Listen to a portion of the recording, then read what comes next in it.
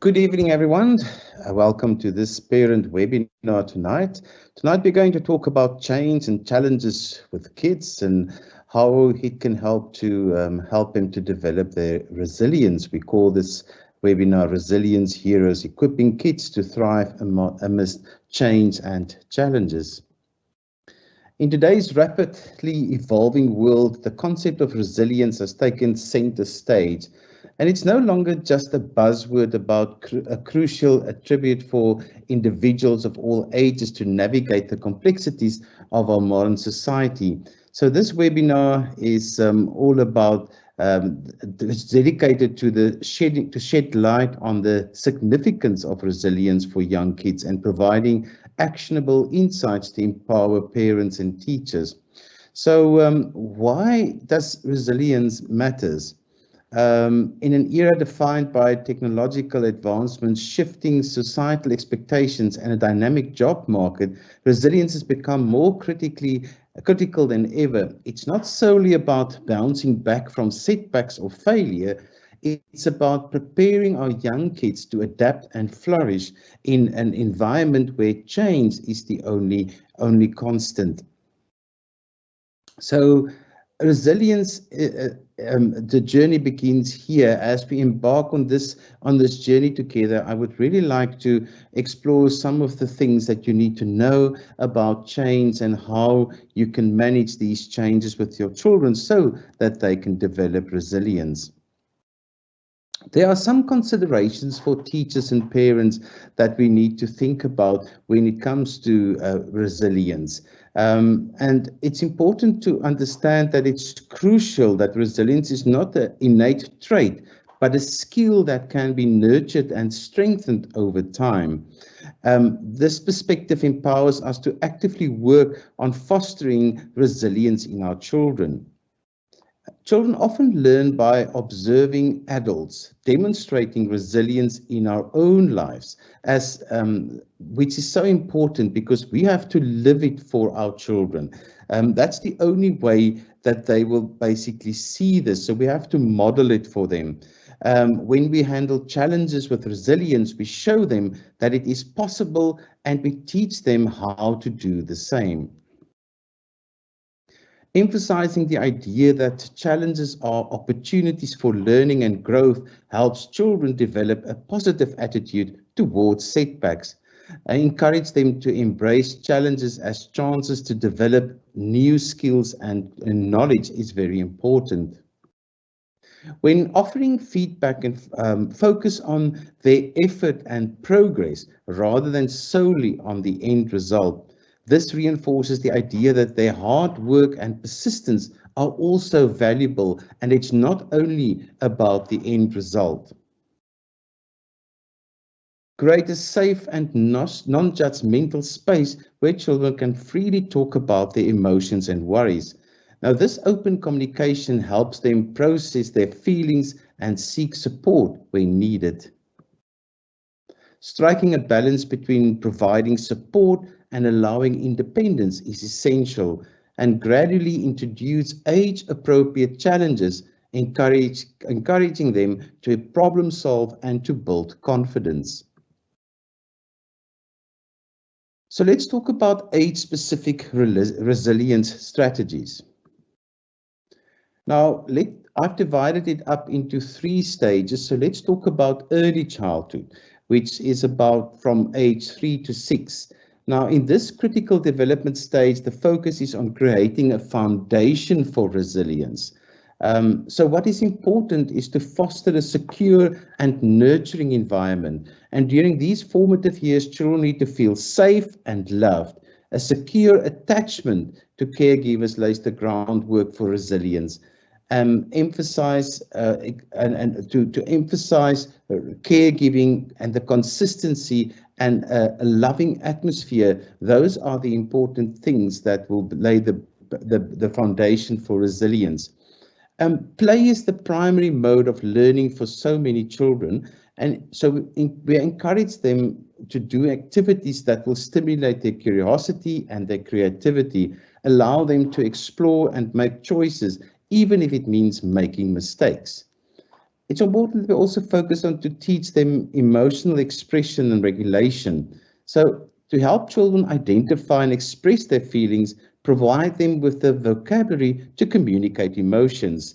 Teach simple techniques for self-regulation, such as deep breathing or counting calm to calm down. And remember that modeling healthy emotional expression is key. In this age group, resilience is cultivated through the building blocks of emotional security, problem solving skills, and the ability to navigate and understand their emotions. And these foundational skills will serve as the basics for resilience as they grow older. Then we get to the next phase, which I call the middle childhood phase, and that's from ages 7 to 12. Now, this stage is marked by increased independence and cognitive development. So we would like to promote autonomy and decision making during this phase. As children grow, it's essential to give them opportunities to make choices and decisions within reasonable boundaries, because this fosters a sense of autonomy and responsibility. We also would like to emphasize the value of perseverance and effort. So, to encourage a growth mindset by praising their effort and perseverance rather than just their achievements. Teach them that challenges are opportunities to learn and grow. And then encourage building friendships and resolving conflicts. Friendships play a significant role in this age group. So to help children develop social skills, including empathy, active listening, and conflict solutions, this can be done through their friendships. So these skills are vital for building positive relationships and dealing with peer conflicts. So middle school and the middle childhood phase is a crucial time for developing resilience as children encounter more complex social and academic challenges. By promoting independence, a growth mindset, and strong social skills, we empower them to handle these challenges with resilience and confidence. Now we get to the adolescence phase, which is ages 13 to 18 and a little bit beyond. So in this phase, there's a significant change in the approach to resilience. It's a phase of self-discovery. So we need to support their independence while maintaining still a safety net for them. So at this stage, young kids crave independence. And we encourage them to make decisions and take responsibility for their actions, but maintain a safety net and an open communication channel with them. And let them know you are there to support them when they need it, but they need to be encouraged to make decisions, because they really develop their resilience through making decisions. So we also would like to help them with goal setting and time management skills. Remember, adolescents, the prefrontal part of their brains are now in its peak of development, and goal setting and all these executive functions are now developing. So if we train them with goal setting and learning how to manage their time effectively, how to prioritize, how to plan for the future, and that will develop a sense of achievement, but it will also help them to prune their brains and all the wiring in their brains, so that they develop resilience as part of their executive skills that are developing at this phase.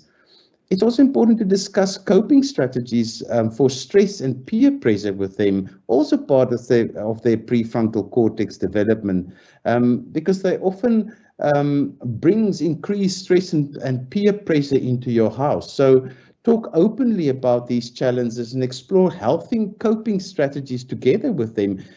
Brainstorm with them, work with them, and model to them how you approach these problems, and they will learn from the way that you do it. They will then learn from that, and that's a very good strategy for teens to develop. So, and then encourage them to seek help and support when they are facing difficult situations. In their adolescent years, resilience is about equipping young kids with the skills to make informed choices, manage their time, and cope with the complexities of the peer dynamics and the friendships and the stress that they are in. And they need to balance their independence with the safety net that you create for them at home, but you also help them to guide through through this transformative phase that they are in.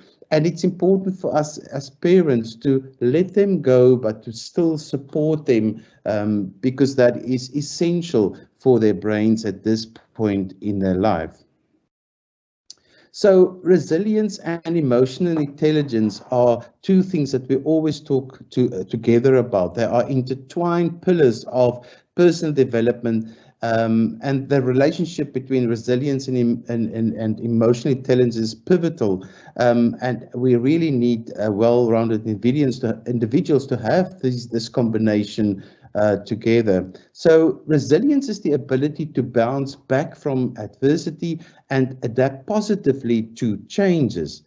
Emotional intelligence is the capacity to recognize, understand, and manage our own emotions and those of others.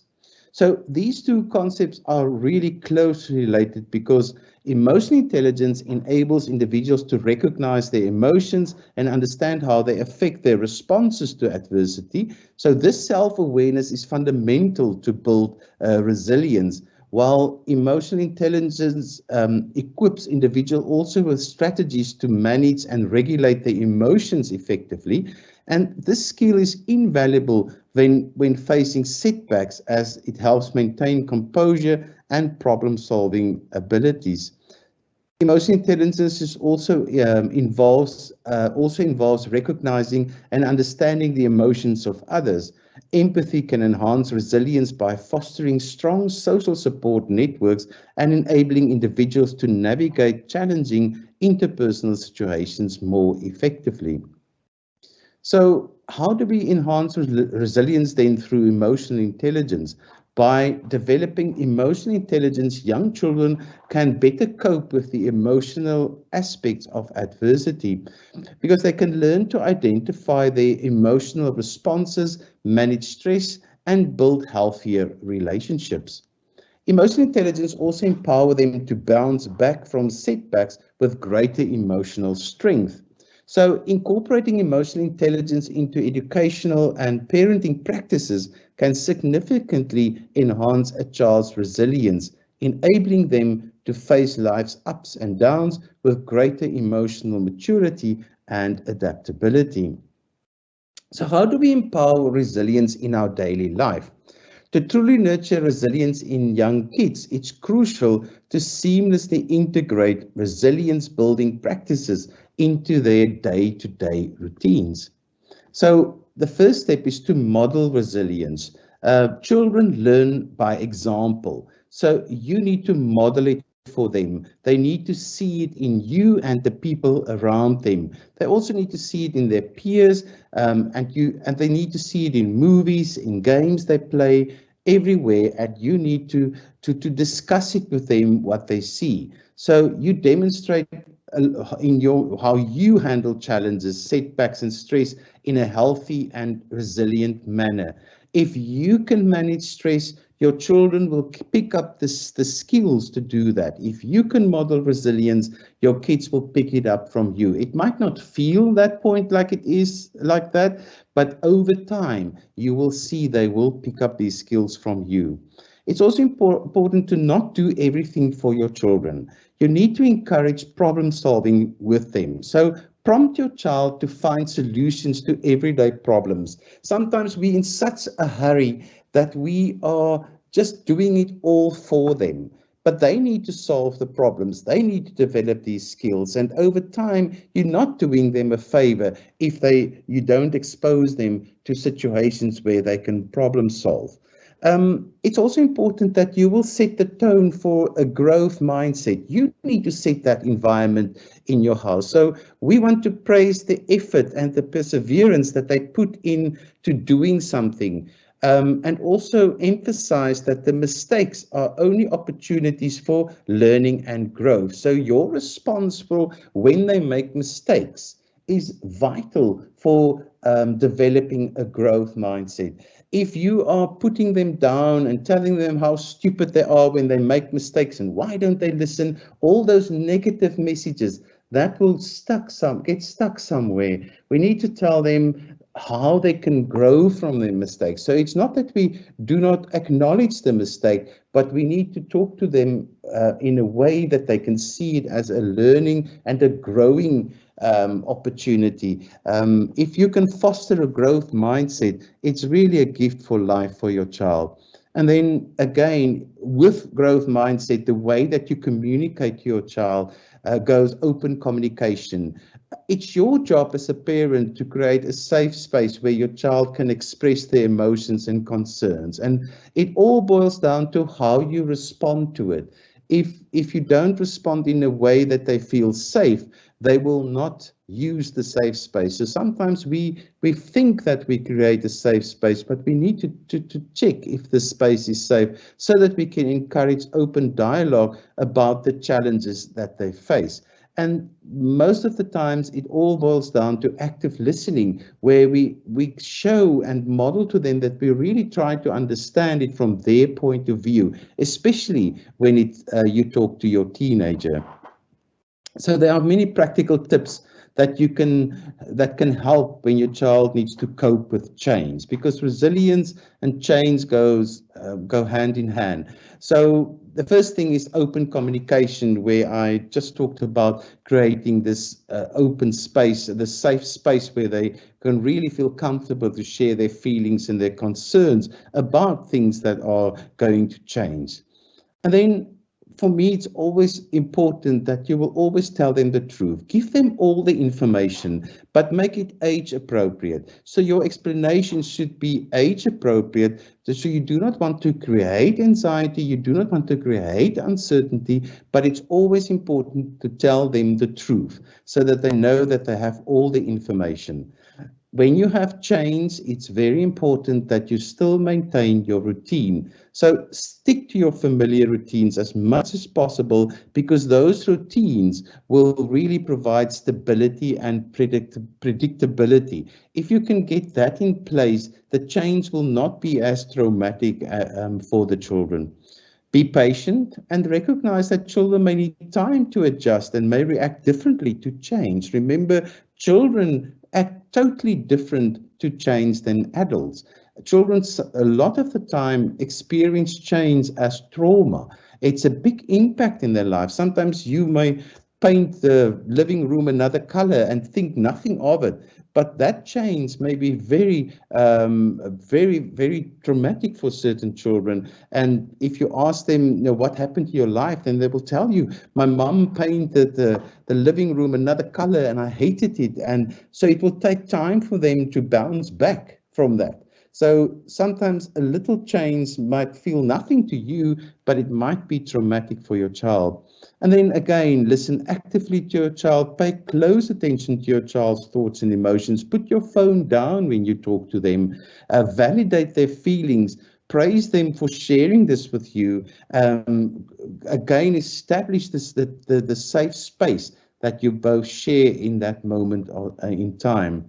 And then also offer a reassurance. Remind your child that you will be there to support them throughout the transition, but you're not going to solve the problems for them. You're going to support, you will be with them, you will help them, you will be there, but they need to take responsibility for whatever is changing.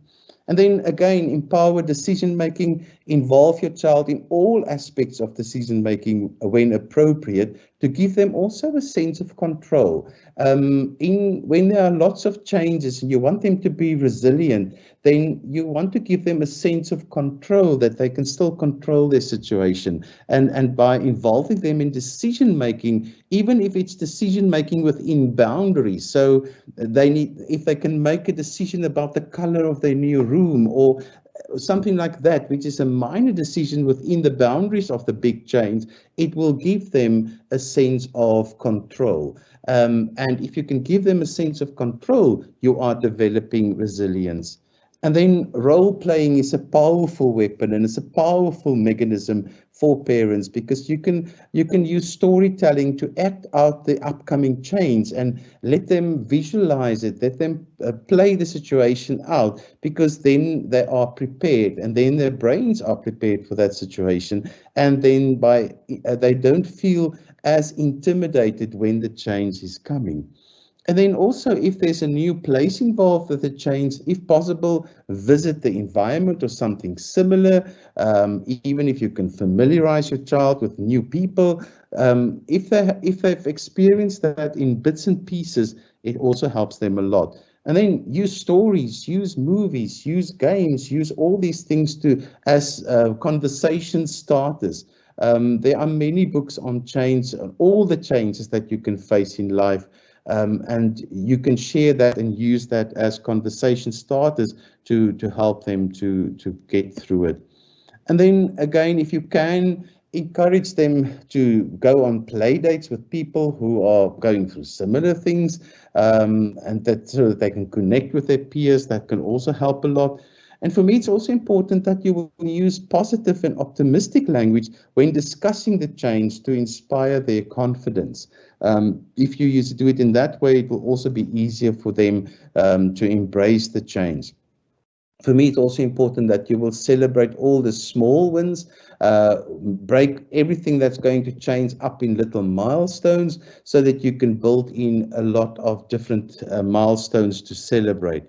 It's also important that if the transition or the change is requiring distance, or so that you will bring in a special item like a stuffed animal, a little schedule, or maybe something that can tick off that you put on the fridge. If the change is that daddy needs to go and work in another town or in another country, put up a grid on the fridge where they need to tick off the number of days that he's going to be away with I'm going to leave on this day on the one side and I'm going to be back on this day. Give enough information on the grid so that they also feel in control for this change. Because if they can tick off everything on a day, it's also rewarding for them to tick it off. It helps them to understand the abstract of time. But if they can see the progress and they can count the days, it gives them some control over this change in their lives. And then also important, self-care. Show your children how you take care of yourself to cope with stress by taking really your own well-being seriously. And then practical tips, another tip is like be flexible, adapt your parenting approach based on your child's unique needs and reactions. We've talked a lot about parenting styles on these webinars, so sometimes you need to change your parenting style to adjust with that phase of that point in time with your family where you are. And then also role model adaptability. Adaptability are one of those strengths that give energy for some people. Some people really like to go with the flow, and then other people do not like going with the flow. So adaptability is something that can either give you energy or take away your energy. And that's why it's important then to demonstrate how you handle adaptability gracefully by sharing your own experiences. And if it's taking away your energy, share that with your child and say, adaptability is not my best strength, it's one of my lesser strengths. And they can then see it's okay that we cope with different situations in a different way. And then also that can help is to limit your exposure, monitor and control exposure to potentially distressing news or information related to the change. So sometimes, again, it comes to age appropriate. So what they need to know, what they need to know at that point in time to not overexpose them to unnecessary information, but give them the full picture. And then never procrastinate on seeking professional help. If it's always better to rather get the help and maybe have one or two sessions than ignoring it, and then at some point you need to go back and fix it. So it's always better to really get the help that your child needs from a psychologist or a counselor in time. Do not procrastinate on it. Do not wait for it and hope that it will go away. It's rather be safe than sorry. And then stay consistent with your love, your attention. Make sure that you reiterate your unconditional love, your support for your child. Emphasize your love remains constant despite any changes in any circumstances. So find ways for you to emphasize and to reiterate that, so that they know. Never assume that they know that. Find ways to emphasize that for them. So, how do we prepare children for change? Again, open, honest communication. Start by having a calm and age appropriate conversation with your child about the upcoming change.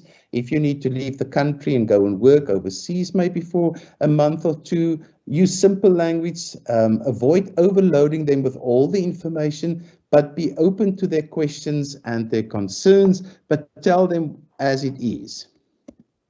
And then provide all the information, offer clear and concise information about what the change entails, and explain the reasons behind it and what they can expect. How it's going to affect their lives is usually what they want to know.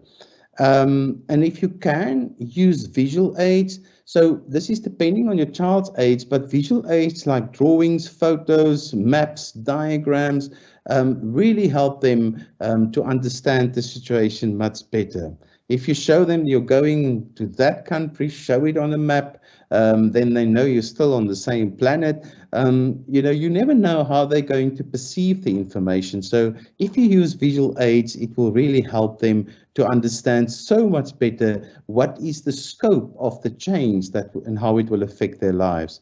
And again, listen actively. Give your child the opportunity to express their feelings and thoughts. Encourage them to tell you how it is. If they feel angry because you're going away, it's just a way to tell you that they're going to miss you, but they feel they love you. So don't take it personally, but give them the opportunity to express those feelings, because if they express it, then they can start working with it. So, and try to listen attentively without judgment and validate their emotions as you get along with this conversation. And for me, the most important is not to tell them, oh, you will be fine while I'm away. Don't worry, you're a big boy. You need to take care of the house now while I'm away. Do not do that. Rather acknowledge the range of emotions they go through. So you can tell them, I can see that you're scared that I'm going away. I can see that you're sad. And I'm also sad. So acknowledge and give those emotions a name. And then that will normalize their reactions, because if you diminish their reactions, then they start lying to themselves. And at some point in adult life, it becomes this coping mechanism of kind of transposing it to away from you will then become a liability as a coping mechanism. So call the emotion by its name, acknowledge it, and model to them how you handle that kind of emotion. So, and then they will learn from it. Then it's also important that you will answer all the questions honestly. Never lie to your children. If you feel it's not age appropriate, then tell them that it's not in this point of time, this is not important. I just want you to know this and this and this, but never lie to them about a change. And then again, try to help them to find the positives in the change. So if you're moving, for example, talk about new friends, maybe new exciting school, a new play park they can go to, but try and find the positives for them. And then again, as I said earlier in this webinar, maintain the routine. While some aspects of the routine may change, try to keep as much consistency as possible in their daily schedule, like meal times, bedtime, and playtime. If you can keep your children, even teenagers, in a routine, it will really be much easier for them to manage the change, but also to bounce back and to develop resilience skills. And then involve them in all aspects, age appropriate again. So they also need to help packing. If you move, they also need to help with finding new things. They need to help wherever they can, even if it's taking some responsibility. So they need to feel all aspects of it. And then if you can visit new environments, show them how a plane looks at the inside if you need to travel. Again, the more they know, the better and the easier it is for them to deal with it. So then how do we prepare our children? Storytelling works very well. You watch movies with them. A lot of these things really help them to understand their own experiences to this change so much better. And then practice empathy, encourage your child to think about how others might feel in different situations. It helps them to develop empathy and coping skills. Again, transition objects, I can't stress that enough because that is really something tangible that they can use in this transition process.